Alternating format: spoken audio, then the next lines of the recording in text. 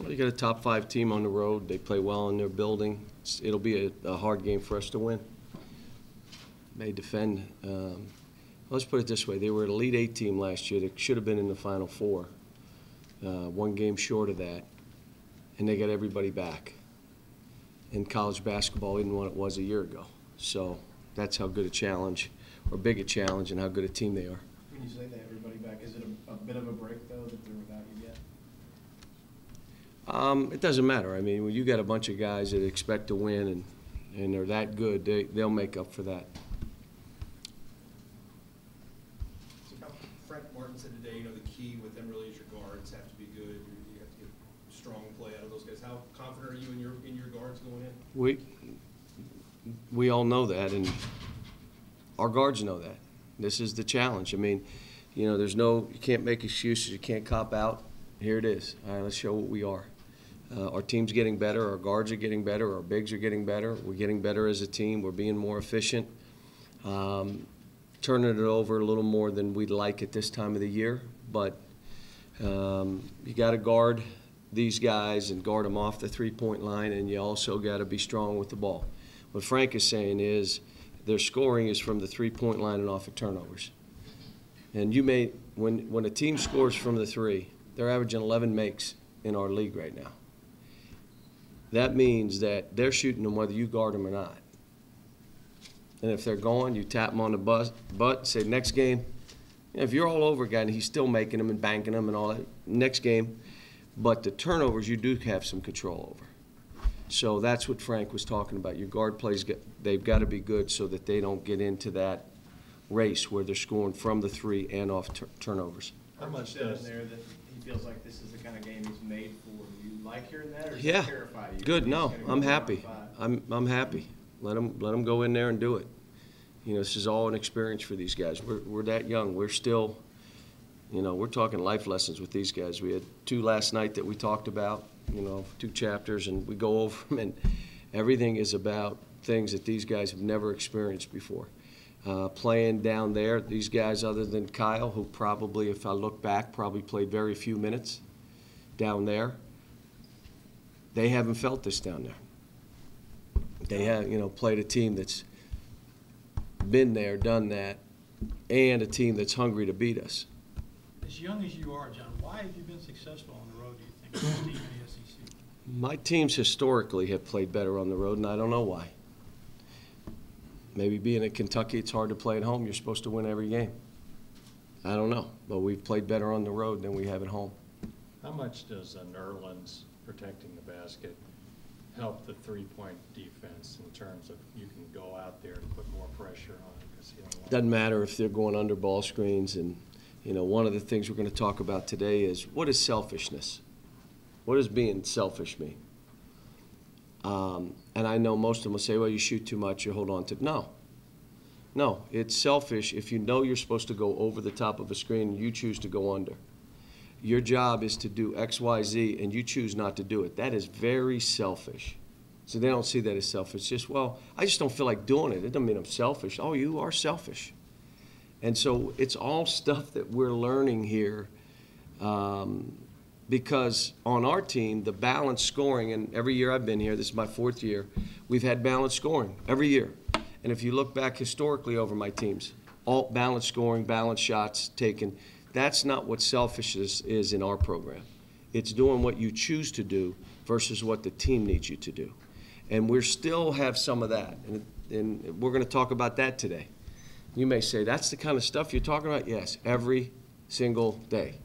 That's the kind of stuff we go over. Does every one of those guys have a copy of that book that you? Yeah. Yeah. We don't have the stamina book, Derek Anderson's book, but I will get them a copy of that too. Is it the God Never Blinks book? Yeah. What's the theme of the God Never Blinks? It's just 50 life lessons, and each of them are 3 pages, 4 pages. Read it. We talk about it. How much toughness are you seeing now with this team? Developing toughness? Better. We're improving on all areas. It may not show in this game because this is a worthy opponent, well-coached team, a tough team, a physical team. I'm watching them.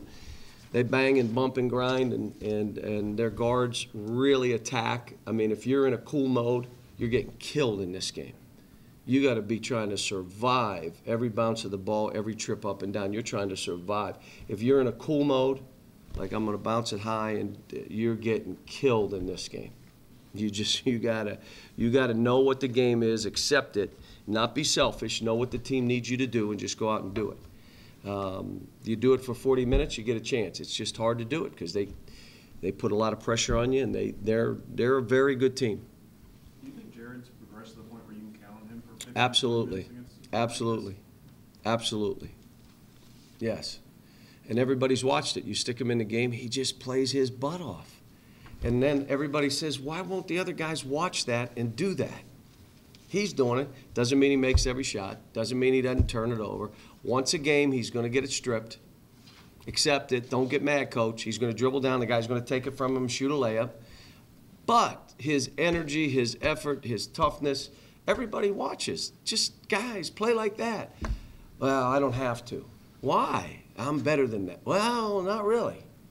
And that's the kind of stuff we're fighting every day.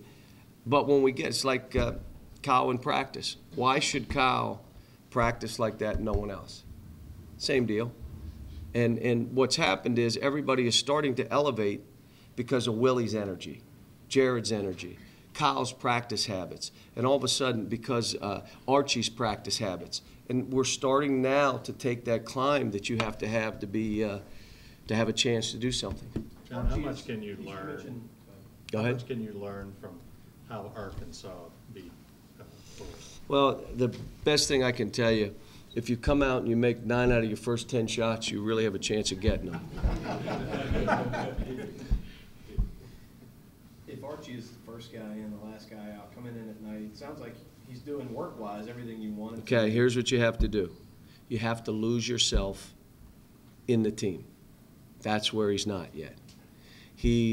Anything that he does out there, it's him doing it versus you're doing this for the team. Lose yourself in the team. If you turn it over, run the guy down and block it. If you miss a shot, don't worry about it.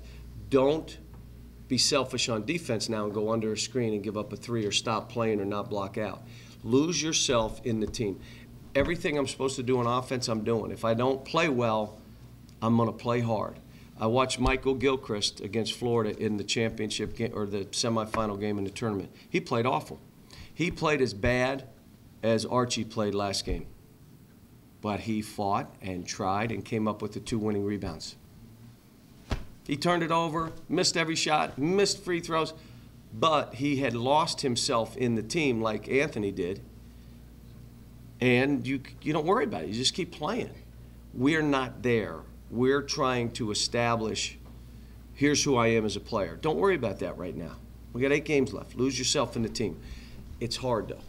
It's natural what they're all doing. And that is, again, young, immature guys not understanding that it's not, you work on yourself to get better for us. That's why you're doing it, for us. If we all lose ourselves in each other, it elevates each one of us and it elevates our team. But that's the challenge that we've gone through. John, Auburn came at you with kind of a physical, gritty brand of play. Florida plays that way anyway, naturally. So how much did that help you going into? Some, but it's, Auburn did a great job of trapping quickly on Nerlens. I expect that's what we'll see Florida do. They also did a job of switching defenses. I also expect Florida will throw some of that at us. But mainly they're just going to come in and try to maul us and blitzkrieg. And it's good. We got to withstand. We'll find out where we are. We all know we've gotten better. Anybody that's watched us, individual players have gotten better. Now, are we ready for this kind of challenge? We will see.